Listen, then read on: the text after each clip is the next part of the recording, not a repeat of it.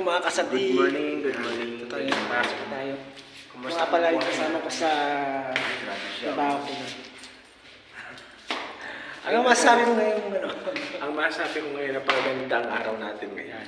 Ayan si Dahil- Pasok. Halika na.